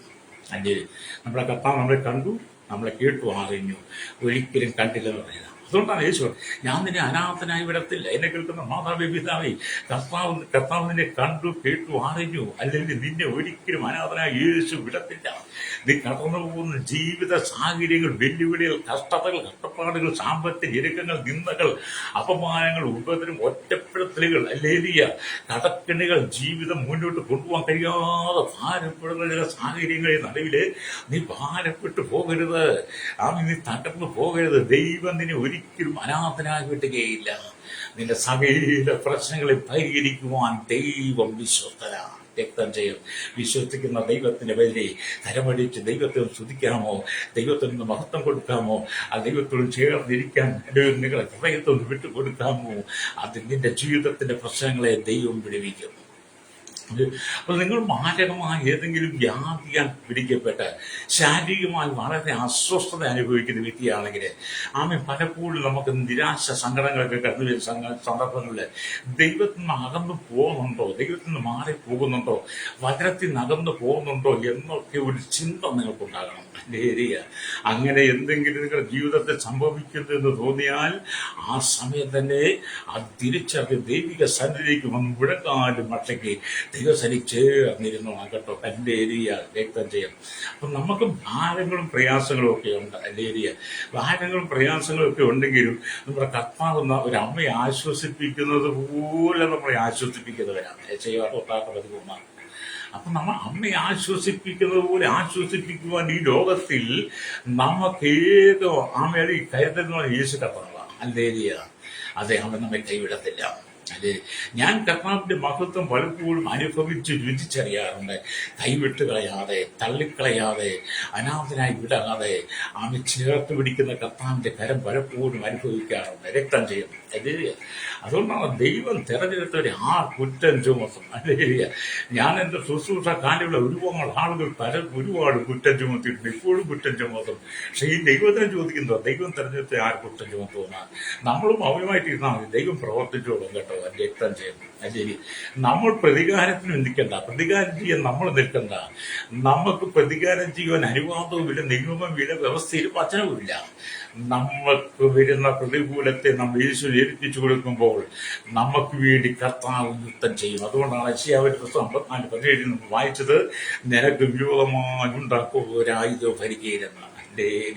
കർത്താവിനെ വിട്ടുകൊടുത്താൽ മതി നമ്മുടെ പ്രശ്നങ്ങളെ രക്തം ചെയ്യും. അല്ലേരിയ ഇതാണ് ജീവിതം എന്നൊക്കെ പറഞ്ഞ് നമ്മൾ യേശുവിനോട് ചേർന്നുള്ളതാണ്. അല്ലേരിയ രക്തം ചെയ്യും. ഇവിടെ ദൈവത്തിന് വചനം പറയുന്നത്, നിങ്ങളെ ആരെങ്കിലും പഴിചാരി ദുഷിച്ച് കുറ്റം ചുമത്തുമ്പോൾ വിഷമിക്കരുത്, കർത്താവ് നിങ്ങളുടെ പക്ഷത്തുണ്ട്. എൻ്റെ ഏരിയ നിങ്ങൾ പഴിയാരി ദുഷിച്ച് നിന്ദിക്കുമ്പോൾ നിങ്ങൾ ഒരിക്കലും മാറിപ്പോകരുത്, കർത്താവിന്റെ പക്ഷത്താണ്. അതുകൊണ്ട് കർത്താവ് നമ്മുടെ പക്ഷത്ത് നിൽക്കുവാൻ ആഗ്രഹിക്കുന്നു. അതുപോലെ നിങ്ങൾ കർത്താവിന്റെ പക്ഷത്ത് നിൽക്കുവാൻ ആഗ്രഹിക്കണം. രക്തം ചെയ്യും. അതിന്റെ ഏരിയ നമ്മൾ കർത്താവിന്റെ പക്ഷത്ത്. ഞാൻ പറയട്ടെ, ഞാൻ ഈ കർത്താവിന്റെ പക്ഷത്ത് നിൽക്കാൻ പഠിച്ചത്, അല്ലെങ്കിൽ കർത്താവിന്റെ പക്ഷത്ത് ചേർന്ന് നിൽക്കാൻ പഠിച്ചത് അല്ലെങ്കിൽ കർത്താവിനെ തൊട്ട് കഴിഞ്ഞാൽ പിന്നെ ഏരിയ ഒരു കണക്കെന്ന് പറഞ്ഞാൽ നമ്മൾ ഈ പെന്തക്കോസ്തിൽ വന്നത് കൊണ്ടോ ദൈവവചനം പഠിച്ചത് കൊണ്ടോ ദൈവവചനം കേട്ടത് കൊണ്ടോ ഒന്നും നമ്മൾ കർത്താവിന്റെ പക്ഷത്ത് നിൽക്കണമെന്നില്ല. അല്ലേരിയ കർത്താവിന്റെ പക്ഷത്ത് നിൽക്കുന്ന ചില അനുഭവങ്ങളെ ദൈവം തരും. അല്ലേരിയ ചില അനുഭവങ്ങളിലൂടെ ദൈവം നമ്മെ കടത്തിവിടുമ്പോഴാണ് അല്ലേരിയ നാം കർത്താവിന്റെ പക്ഷത്ത് എത്തുന്നത്. നാം കർത്താവിന്റെ പക്ഷത്തെത്തിക്കഴിയുമ്പോൾ അക്ഷരത്തിൽ അവൻ നമ്മുടെ പക്ഷത്തുണ്ട്. അതുള്ള സങ്കീർത്തനം വായിക്കും, യഹോവയുടെ പക്ഷത്തില്ലായിരുന്നുവെങ്കിൽ നമ്മൾ സങ്കീർത്തനം വായിക്കുന്നു. അത് നമ്മുടെ പക്ഷത്തെ എപ്പോഴും നിൽക്കുന്നവനാ, നമ്മുടെ ശാരത്തെ എപ്പോഴും ഉള്ളവനാ, അവൻ നമ്മൾ ചേർന്നിരിക്കുന്നവനാ, നമ്മുടെ വലം കൈ പിടിച്ച് അവൻ നടത്തുന്നവനാണ് നമ്മുടെ യേശു. എൻ്റെ ഏരിയ അവരുടെ സ്നേഹിത എന്നൊക്കെ ശ്രോതാവി, യേശു വേണ്ടി നിന്റെ ജീവിതം കൊടുക്കാമോ? നീ തകർന്നിരിക്കുകയാണോ? നീ ഉടഞ്ഞിരിക്കുന്ന മാത്രമാണോ? തകർന്നിരിക്കുകയാണോ? ജീവിതം നിരാശപ്പെട്ടിരിക്കുകയാണോ? നിന്ദകളാൽ, അപമാനങ്ങളാൽ, പഴിചാരലുകളാൽ നീ വേദനപ്പെടുന്ന വ്യക്തിയാണോ? മാതാവേ, പിതാവേ, എൻ്റെ ഏരിയ എന്നെ കേൾക്കുന്ന യുവാത്മാരോട് പറയട്ടെ, നീ ഒറ്റപ്പെട്ട് തകർന്നുപോയ അനുഭവമാണ്. ആരും നിന്നെ സ്നേഹിക്കുന്നില്ല, ആരും നിന്നെ കരുതുന്നില്ല, എല്ലാവരും നിന്നോട് ആ ഇളർച്ചയോടുകൂടി നിൽക്കുകയാണോ? നീ ഭാരപ്പെട്ട് പോകണ്ട, യേശു നിനക്കുണ്ട്. എൻ്റെ ഏരിയ അതുകൊണ്ട് നിന്റെ കുടുംബത്തെ യേശുവിന് വേണ്ടി വിട്ടുകൊടുക്കുന്നെങ്കിൽ നിന്റെ ഒറ്റപ്പെട്ടു പോയ സ്ഥാനത്തിന് ഉയർത്തി ദേശത്ത് മാനിക്കുന്നവനായ യേശു. എൻ്റെ ഏരിയ എവിടെയെല്ലാം നീ നിന്ദിക്കപ്പെട്ടോ, അപമാനിക്കപ്പെട്ടോ, പരിഹസിക്കപ്പെട്ടോ, എവിടെയെല്ലാം നീ തല താഴ്ത്തേണ്ടി വന്നോ, അതിന്റെ നടുവിൽ നിന്നെ തലയെ ഉയർത്തുവാൻ ശക്തനാണ് യേശു. അല്ലേരിയ പൗലോസ് പറഞ്ഞു, എന്നെ ശക്തനാക്കുന്ന മുഖാന്തരൻ ഞാൻ സകലത്തിനും മതിയാകുന്ന പൗലോസ് ഫിലിപ്പിലേഖനം 4:13 പറയുന്നുണ്ട്. അതെ, ആ ഭക്തൻ കടന്നുപോയ കഷ്ടതകൾ, ആ ഭക്തൻ കടന്നുപോയ നൊമ്പരങ്ങൾ, ആ ഭക്തൻ അനുഭവിച്ച വേദനകൾ, നിന്ദകൾ, ഏകാന്തത, ഉപദ്രവങ്ങൾ, അങ്ങനെ ഒന്നിനു പുറകെ ഒന്നായി പ്രതികൂലങ്ങൾ വർദ്ധിച്ചപ്പോഴും പൗലോസ് യേശുവിന്റെ പക്ഷത്ത് നിന്നു. അതുകൊണ്ട് യേശു പൗലോസിന്റെ പക്ഷത്ത് നിന്നു. അല്ലേ, രക്തം ചെയ്യും. അപ്പൊ നമ്മൾ കർത്താവിന്റെ പക്ഷത്ത് നിന്നാൽ അവ നമ്മുടെ പക്ഷത്ത് നിന്ന് ഉറപ്പാണ്. അല്ലേ, രക്തം ചെയ്യും. അതിനകത്ത് നമ്മൾ സംശയിക്കരുത്. രക്തം ചെയ്യും. നമുക്ക് സംശയം പാടില്ല. എപ്പോഴും നമ്മുടെ ഒരു രീതിയാണ് സംശയം വരിക. യേശു എന്റെ പ്രാർത്ഥന കേൾക്കുന്നുണ്ടോ, കർത്താവിനെ കാണുന്നുണ്ടോ, എന്റെ വിഷയങ്ങൾക്ക് മറുപടി തരുമോ എന്നൊക്കെയുള്ള സംശയങ്ങൾ നമ്മുടെ ഉള്ളിൽ ഉടലെടുക്കും. അങ്ങനെ നിങ്ങൾ ഒരിക്കലും കർത്താവിന്റെ പക്ഷത്ത് നിൽക്കരുത്. നിങ്ങൾ കർത്താവിന്റെ പക്ഷത്ത് നിൽക്കുമ്പോൾ നിങ്ങളെ എല്ലാ വിഷയങ്ങൾക്കും അവൻ പരിഹാരം തരുന്നവനാണ്. വിശ്വാസത്തോടുകൂടി നിൽക്കണം. രക്തം ചെയ്യും. അല്ലെങ്കിൽ വീണ്ടും ദൈവത്തിന് വചനം വായിക്കുന്നത് ഒരിക്കലും സ്തോത്രം അല്ലെങ്കിൽ അപ്പോസ്തലനായ തോമസിനെ കുറിച്ച് പറയുന്ന ഒരു പാരമ്പര്യ കഥയുണ്ട്. അപ്പോസ്തലനായ തോമസിനെ കുറിച്ച് പറയുന്ന ഒരു പാരമ്പര്യ കഥയുണ്ട്. കേരളത്തിലുള്ള മലബാർ രാജാവ് എഴുന്നള്ളി വരുമ്പോൾ അപ്പോസ്തലനായ തോമസ് ആശ്ചര്യത്തോടുകൂടി നോക്കി നിന്നു. ഒരു ശിപായി അദ്ദേഹത്തിന്റെ അരികിൽ ഓട്ടി വന്ന് മലയാളത്തിൽ ചില ചോദ്യങ്ങൾ ചോദിച്ചു. അത് അദ്ദേഹത്തിന് മനസ്സിലായില്ല. ഇതിനാൽ ആ ശിപായി തോമസിന്റെ കവിളിൽ ഓങ്ങി അടിച്ചതും അദ്ദേഹം താഴെ വീണു. അപ്പം മലബാറിൽ നിന്ന് വന്ന അമിത് രാജാവിന്റെ കൂടെ ശിപായി എന്ത് ചെയ്തു? തോമസിനെ നോക്കി ചില മലയാള ചോദ്യങ്ങൾ ചോദിച്ചപ്പം തോമസിന് മനസ്സിലായില്ല. ഈ ശിപായി എന്ത് ചെയ്തു? അല്ലെങ്കിൽ തോമസിന്റെ കവിളിൽ ഓങ്ങി അടിച്ചതും അല്ലെങ്കിൽ അദ്ദേഹം താഴെ വീണു. തോമസിന്റെ കവിളിൽ ഒന്ന് ഓങ്ങിയതുള്ളൂ. എന്ത് ചെയ്തു? ശിപായി അടിക്കാൻ കൈകൊടുത്ത ശിപായി താഴെ വീണു. ഓർത്തോയില്ലേ? ശിപായി താഴെ വീണു. അവിടെ നിന്നവരെല്ലാം ഈ സംഭവം കണ്ടു. പിന്നീട് അദ്ദേഹത്തെ അടിച്ച ശിപായി അല്ലിയ കുളിക്കുന്നതിന് വേണ്ടി ഒരു കുളത്തിൽ ഇറങ്ങിയപ്പോൾ അവിടെ വെള്ളം കുടിക്കുവാൻ വന്ന ഒരു പുലി അവനെ അടിച്ചു വന്നതാണ്. അപ്പം അപ്പോസ്തലനായിരിക്കുന്ന ആ ദൈവം തെരഞ്ഞെടുത്ത തോമസിനെ കുറ്റം വിധിക്കുവാൻ മലബാറിൽ നിന്ന് എഴുന്നള്ളി വന്ന രാജാവിന്റെ ശിപായി തോമസിനെതിരെ കൈയെടുത്തത് അതവന്റെ കെണിയായി മാറി. ലേരിയ അവനതിൽ സന്തോഷിച്ച് ഞാൻ തോമസിനെ അടിച്ചല്ലോ, അല്ലെങ്കിൽ തോമസിനെ അടിക്കാൻ കൈയെടുത്തല്ലോ എന്നൊക്കെ ചിന്തിച്ച് പിന്നീട് അവൻ കുളിക്കാൻ പോയപ്പോൾ കുളിക്കാൻ ചെന്ന സ്ഥലത്ത് ഒരു പുലി ഇറങ്ങി വന്ന് അല്ലേലിയ അവനെ എന്ത് ചെയ്തു? അല്ലേലിയ അടിച്ച് കൊന്നു. ഒരു നായ അവന്റെ കൈ കടിച്ച് കഷ്ണങ്ങളാക്കി. പുലി അവനെ കടിച്ചു കയറി, ഒരു നായ അവന്റെ കൈയെ അല്ലെങ്കിൽ കടിച്ച് കഷ്ണങ്ങളാക്കി. അല്ലെങ്കിൽ സ്തോത്രം കഴിച്ച് കഷ്ണങ്ങളാക്കി. അല്ലെങ്കിൽ കൊട്ടാരത്തിന്റെ വാതിലിൽ കൊണ്ടുചെന്ന് വെച്ചു. എന്നിട്ട് എന്ത് ചെയ്തു? കൊട്ടാരത്തിന്റെ വാതിലിൽ കൊണ്ടുവച്ചു. ഈ ശിപായിയുടെ കൈയും ശരീരഭാഗങ്ങളും ഒക്കെ. അല്ലെങ്കിൽ സ്തോത്രം ഈ രാജാവ് ഇക്കാര്യം അറിവായപ്പോൾ രാജാവ് അപ്പോസ്തലൻ തോമസിനോട് കോപിച്ചു ക്ഷമ ചോദിച്ചു.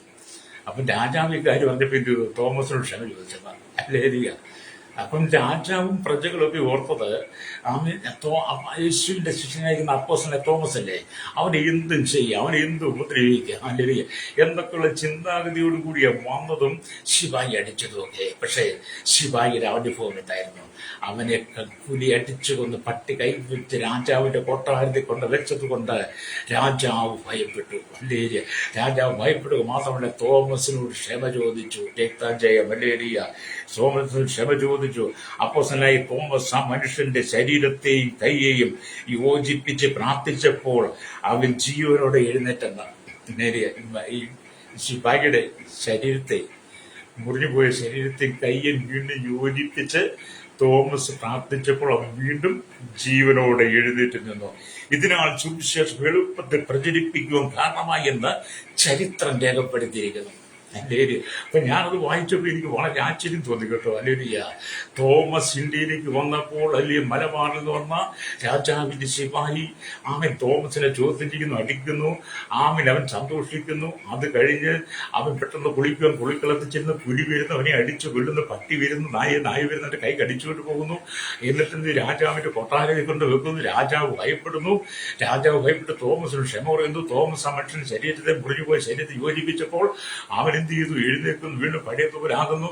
അതുകൊണ്ട് സുവിശേഷം ശക്തമായി വ്യാപരിച്ചു. അതെ, എന്നെ കേൾക്കുന്ന മാതാപിതാവേ, അങ്ങ് വടക്കേണ്ടിയിലേക്ക് നോക്ക്. തമിഴ്നാടും കർണാടകയും അല്ലെങ്കിൽ തെലുങ്കാനയും ബീഹാറും പശ്ചിമ ബംഗാളും ഒറീസയും ഗുജറാത്തും യു പി മണിപ്പൂരും മഹാരാഷ്ട്ര, മധ്യ ഛത്തീസ്ഗഡ്, ജാർഖണ്ഡ് ഒക്കെ നിങ്ങൾ നോക്ക്. എത്രയോ ദൈവത്തിന്റെ ദാസന്മാരെ ഇതുപോലുള്ള ശിപായിമാർ എഴുന്നേറ്റ് ക്രൂരമായി ഉപദ്രവിക്കുന്നുണ്ട്, നിന്ദിക്കുന്നുണ്ട്, അപമാനിക്ക്. എത്രയോ ക്രൈസ്തവ പുരോഹിതന്മാരെ ഇല്ലായ്മ ചെയ്യുന്നുണ്ട്. അതൊക്കെ കണ്ടിട്ട് നീ മൗനമായിരിക്കുകയാണ്. അത് കണ്ടത് അല്ലെങ്കിൽ അറിയാതിരിക്കുകയാണ്. അതെ, ദൈവത്തിന്റെ ന്യായവിധി വന്നു കഴിയുമ്പോൾ അടിച്ച കരങ്ങളെല്ലാം ദൈവം തോണ്ടും കേട്ടോ. അല്ലേരിയ. അതുകൊണ്ട് നമ്മൾ ഇതിനെയൊന്നും കണ്ട് ഭയപ്പെടും. ദൈവം തിരഞ്ഞെടുത്ത ഒരാൾ കുറ്റം ചുമത്തും. ഒരു ദൈവത്തിന് നേരെ എന്തെല്ലാം ആക്രമം വന്നാലും നമ്മൾ ഭയപ്പെടുന്ന ദൈവം നമ്മെ നോക്കിക്കൊള്ളുമെന്ന്. അവൻ നമുക്ക് തീമതിലാണ്. ദൈവം നമുക്ക് തീമതി അല്ലേരിയ. സക്കറിയാ 2:5 അല്ലേരിയ. അപ്പൊ ഇന്ന് പകൽ നമുക്ക് ഒന്നിച്ച് ദൈവത്തോട് പ്രാർത്ഥിക്കാം. നിങ്ങളിൽ കുറ്റമോ കുറവോ ഉണ്ടെങ്കിൽ കർത്താവ് നിങ്ങളെ ശാസിക്കാം. ജീവിതത്തിൽ കുറ്റങ്ങളും കുറവൊക്കെ കർത്താവ് നമ്മെ ശാസിക്കാം. എന്നാൽ മറ്റുള്ളവർ നിങ്ങളെ കുറ്റം ചുമത്തുമ്പോൾ കർത്താവ് അനുവദിക്കത്തുമില്ല. മറ്റുള്ളവർ നമ്മളെ കുറ്റം ചുമത്തൽ കർത്താവ് അനുവദിക്കത്തുമില്ല. അല്ലേരിയ. നോക്കുകയും നിങ്ങളുടെ മക്കളെ നിങ്ങൾക്ക് ശിക്ഷിക്കാം, എന്നാൽ അയൽവാസികൾ നിങ്ങളുടെ മക്കളെ ശിക്ഷിച്ചാൽ നിങ്ങൾ അനുവദിക്കുമോ? നിങ്ങൾക്ക് നിങ്ങളുടെ മക്കളെ ശിക്ഷിക്കാം, അയൽവാസികൾ നിങ്ങളുടെ മക്കളെ ശിക്ഷിപ്പാൻ അനുവദിക്കത്തില്ല എന്ന് പറഞ്ഞപോലെ കർത്താവിനെ നമ്മെ ശിക്ഷിക്കാം. മറ്റൊരുവൻ നമ്മുടെ കൈവെക്കാൻ ദൈവം അനുവദിക്കുന്നില്ല. അല്ലേരിയ. സ്തോത്രം. അല്ലേരിയ. എന്നെ കേൾക്കാം. അതുകൊണ്ട് വിധിക്കുന്ന ഏത് മനുഷ്യനുമായുള്ളവരെ നിനക്ക് പ്രതിവാദം പറയുവാനില്ല എന്ന് തിരുവെഴുത്ത് പറയുകയാണ്. അത് ഞാൻ നിങ്ങൾക്ക് വേണ്ടി പ്രാർത്ഥിക്കാൻ പോവുകയാണ്. ദൈവം നിങ്ങളുടെ ജീവിതത്തിൽ അത്ഭുതം ചെയ്യട്ടെ. കണ്ണുനീരിന്റെ നടുവിൽ ദുഃഖത്തിന്റെ നടുവിൽ കടന്നു പോകുന്ന ശ്രോതാവേ, ദൈവം നിനക്ക് അത്ഭുതം ചെയ്യാൻ പോവുക. വായിച്ചവനെന്താണ്? റോമാലേഖനം 8:33 വാക്യവ. ദൈവം തെരഞ്ഞെടുത്തവരെ ആർ കുറ്റം ചുമത്തി. ഏതെങ്കിലും വിധത്തിൽ നീ ഭാരം അനുഭവിക്കുന്ന വ്യക്തിയാണെങ്കിൽ എന്നെ കേൾക്കുന്ന സ്നേഹിത, ഭാരപ്പെട്ടു പോകണ്ട. ദൈവം നിന്റെ പക്ഷത്തുണ്ട്. നീ ദൈവത്തിന്റെ പക്ഷത്ത് നിന്നാൽ മതി. നിന്റെ തകർച്ചയിൽ നിന്നെ ഉയർത്താൻ ദൈവം വിശ്വസ്തന. നിന്റെ താഴ്ച നിന്നെ ഉയർത്താൻ ദൈവം വിശ്വസ്തന. നിന്റെ വാഗ്ദത്തങ്ങളെല്ലാം ദൈവം പൂർത്തീകരിക്കും. നിന്റെ സങ്കടങ്ങളെ മാറ്റി നിന്റെ കണ്ണുനീരവൻ തുടയ്ക്കും. നിന്റെ കുടുംബത്തിന്റെ ശാപങ്ങളെ മാറ്റും. കുടുംബത്തെ ഭാരങ്ങളെ മാറ്റും. നിന്റെ പാപ സ്വഭാവത്തെ മാറ്റി നിനക്ക് നഷ്ടമായ നന്മകളെ മടക്കിത്തരാൻ യേശു വിശ്വസ്തനാണ്. വിശ്വസിക്കുന്ന ദൈവത്തിനെതിരെ കരമടിച്ച് ദൈവത്തെ ശുദ്ധിച്ചിട്ട് ഇന്ന് പകൽ പരിശുദ്ധമായി ചെല്ലുണ്ടൊക്കെ പറയും തോത് നിന്റെ സ്ഥിതിക്ക് തന്നെ ദൈവം മാറ്റം വരുത്താൻ പോകുക. ഇന്നലെ നീ കണ്ണീരോടെ പ്രാർത്ഥിച്ച വിഷയത്തിനെല്ലാം ഇന്ന് പകൽ ദൈവം മറുപടി കാണാൻ പോകുക. അത് ഇന്ന് പകൽ ദൈവം നിന്റെ ജീവിതത്തിൽ അത്ഭുതം ചെയ്യും. വിശ്വസിച്ച് ഏറ്റെടുത്ത് പ്രാർത്ഥിച്ചാട്ട്. അല്ലേലൂയ. അത് ദൈവം ഇന്ന് പകൽ നിന്റെ ജീവിതത്തിൽ അത്ഭുതം ചെയ്യും. അത് ദൈവം നിന്റെ ജീവിതത്തിൽ ഇന്നൊരു അത്ഭുതം ചെയ്യും. കടകടച്ചാട്ട്. പരിശുദ്ധ ഞങ്ങളുടെ നല്ല ദൈവമേ, സ്വർഗ്ഗീയ പിതാവേ, അനുഗ്രഹിക്കപ്പെട്ട നല്ല സമയത്തിനായി വചനം കേട്ടുകൊണ്ടിരിക്കുന്ന സകല ജനത്തെയും ഞങ്ങളുടെ കരങ്ങളിൽ ഏൽപ്പിക്കുക. എന്റെ കേരളത്തിലെ 3 കോടി ജനങ്ങൾ, തലമുറകൾ എണ്ണത്തിൽപ്പെടാത്ത അന്യവസ്ഥാന തൊഴിലാളികൾ, ഇന്ത്യയിലെ 29 സംസ്ഥാനങ്ങൾക്കകത്തായി 143 കോടി ജനങ്ങൾ എണ്ണപ്പെടുത്തിപ്പെടാത്തരും 6 ലക്ഷത്തിലേയും ഗ്രാമങ്ങളെ ഞങ്ങൾ ദൈവങ്ങൾ ഏൽപ്പിക്കുന്നു. ലോക രാജ്യം 7 ഭൂഖണ്ഡങ്ങൾ, തെക്കേ അമേരിക്ക, വടക്കേ America, Europe, Asia, Africa, Australia, Antarctic രാജ്യങ്ങൾക്കായി 700 കോടി ജനങ്ങൾ വേദനത്തിൽപ്പെടാത്ത ജനത്തെ അവിടുത്തെ കരങ്ങളിലേൽപ്പിക്കുന്നപ്പോൾ hallelujah. Village panchayat, municipality, corporation, taluk, block, ജില്ലാ, സംസ്ഥാനങ്ങൾ, രാജ്യങ്ങൾ ഭരിക്കുന്നവരെ, രാജാക്കന്മാർ, രാജ്യമാർ, പ്രധാനമന്ത്രി, പ്രസിഡന്റ്, ഗവർണർ, പട്ടാള മേധാവി, ഗോത്രങ്ങളെ, ദ്വീപുകളെ, ആദിവാസി ട്രൈബൽ മേഖലയിലിരിക്കുന്ന സകല ജനത്തെ അധികാരികളെയും, കരസേന, വ്യോമസേന, നാവികസേന അധികാരികൾ, അതിർത്തികൾ കാക്കുന്ന BSCRPF, എല്ലാ എല്ലാ ക്രമസമാധാന പാലകരെ, നിയമ നിർമ്മാണ രംഗത്ത് നിൽക്കുന്നവരെ, രഹസ്യാന്വേഷണ പോലീസിന്റെ റിസർച്ചുകൾ, എക്സൈസ് ഫോറസ്റ്റുകൾ, ഫയർ വിഭാഗത്തിനായി പ്രാർത്ഥിക്കുന്ന പോലെ നിന്റെ കർത്താവ് സ്തോത്രമല്ലിയ ജുഡീഷ്യൽ പാങ്ങൾക്ക് വേണ്ടി പ്രാർത്ഥിക്കാൻ, സംഘടന മേഖല, പുതുതായി ആരോഗ്യമേഖല, വിദ്യാഭ്യാസ, സാമ്പത്തിക മേഖല, എല്ലാ ബാങ്ക് മേഖലയായിരിക്കുന്നവർക്കായി കടലോര വാസികളെ, ആഴക്കടലിൽ മീൻ പിടിക്കാൻ പോയിരിക്കുന്ന, മത്സ്യബന്ധനം കടന്നുപോയിരിക്കുന്നവർ, ഖനിയിലും കമ്പനിയിലും ഫാക്ടറിയിൽ ജോലി ചെയ്യുന്ന വലുതും ചെറുതുമായ എല്ലാ വ്യാപാരി, വ്യവസായ വഴിയോര കച്ചവടക്കാരെ, ക്ഷീരമേഖലയിൽ, കാർഷിക മേഖലയിൽ ജോലി ചെയ്യുന്നവർ, സ്തോത്രം നയിക്കുന്ന പാടത്തും പറമ്പിൽ കോലിയിലും കടിലോട് മണിയോട് തടിയോട് മല്ലടിച്ച് ചോര വിയർപ്പാക്കി അധ്വാനിക്കുന്ന പ്രിയപ്പെട്ടവർക്കായി, കൺസ്ട്രക്ഷൻ മെക്കാനിക്, മോട്ടോറിംഗ്, യൂണിറ്റിന്റെ കത്ത് ആയിരിക്കുന്ന പ്രിയപ്പെട്ട ഓട്ടോ ഡ്രൈവേഴ്സിനായി, എല്ലാ വിമാനം ഓടിക്കുന്നവരെയും ജീവിതത്തിൽ കഷ്ടതയുടെ തിരിച്ചുകൂടെ കടന്നു പോകുന്ന, പാപത്തിൽ ശാപത്തിൽ കടന്നു പോകുന്ന, സാമ്പത്തിക ജനിക്കവരെ ബുദ്ധിമുട്ട് അനുഭവിക്കുന്ന, ഭവനമില്ലാതെ ഭാരപ്പെടുന്ന, തലമുറയില്ലാതെ നടക്കാൻ ഭാരപ്പെടുന്ന, കുടുംബജീവിതത്തിന്റെ ഭിന്നമായി ഭാരപ്പെട്ടുകൊണ്ടിരിക്കുന്ന, രോഗികളായിരിക്കുന്ന, മാരകമായ വ്യാധികൾ കടന്നു പോകുന്ന എല്ലാ പ്രിയപ്പെട്ടവരും അങ്ങനെ കരങ്ങളിൽ ഏൽപ്പിക്കുന്നപ്പോൾ ഈ ജനത്തിന് സൗഖ്യം കൊടുക്കണം, ആശ്വാസം കൊടുക്കണമേ.